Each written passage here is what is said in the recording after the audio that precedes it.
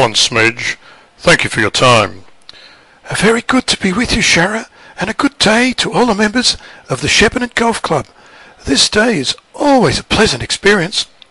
You may not feel that way by the time I finish with you. Is it okay if I call you Smudge? It's a bit less impersonal. How do you know how I will feel? So I gather to call you Smudge is okay? Okay, get on with it. So Smudgy, you've been elected as the new president of the Shepparton Golf Club. Elected? I was thrown into it. Rumour has it somebody fell on their sword, and you became the white knight who came to the rescue. Shara, I'm always ready to stand up and fight when needed.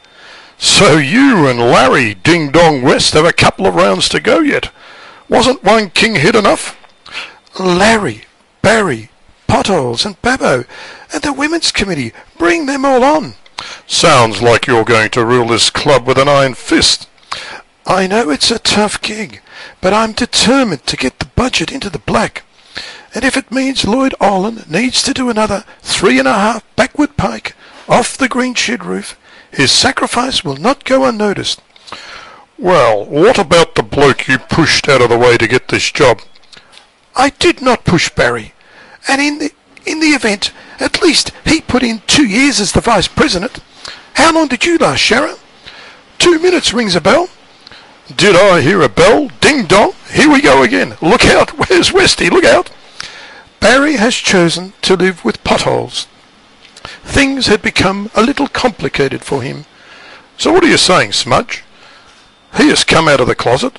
He and Potholes? Are they an item? Hobbs was not the man for the job, anyhow. Okay, Smudge.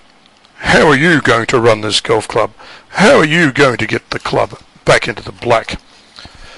By the way, did you have a bet this week? Yes. Did I have a bet this week? Yes. Did you have a flutter? No, Shara, I didn't have a flutter, no. Really? I'm surprised to hear that. Why would you be surprised about that? Well, you got to get the money from somewhere, don't you? What money, Shara? Well, you promised to get the club into the black. How are you going to get the surplus? Oh, Shara, the golf club will not gamble in order to insure for a surplus. So, how are you going to get one?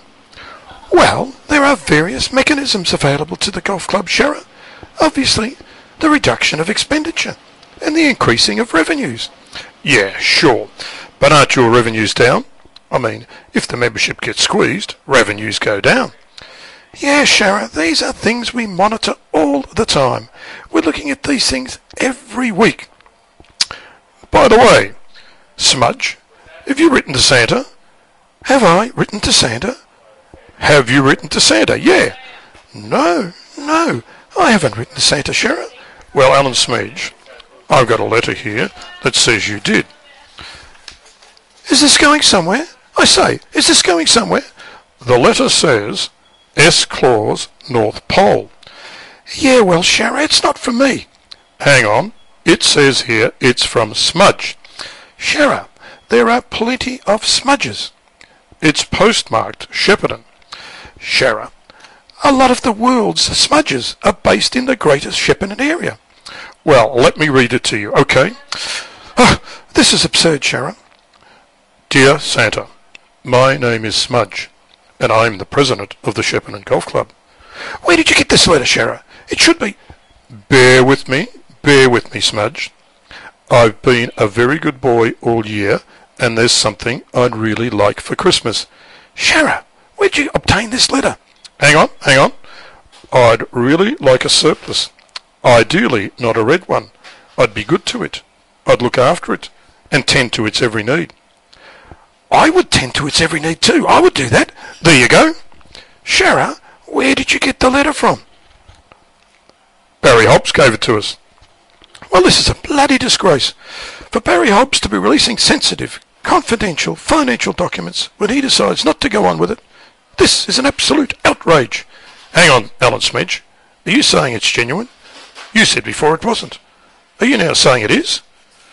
Shara, let me read something to you. Just bear with me now. I have something for you to listen to. What is it? What is it?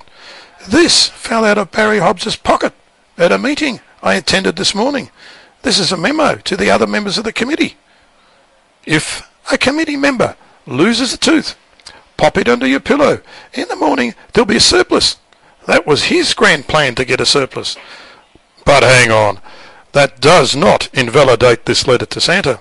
Shara, the point I'm making, and it's a very important point, is that if he's going to criticise my method, then he has not got a bloody leg to stand on, Shara, and everybody should understand that.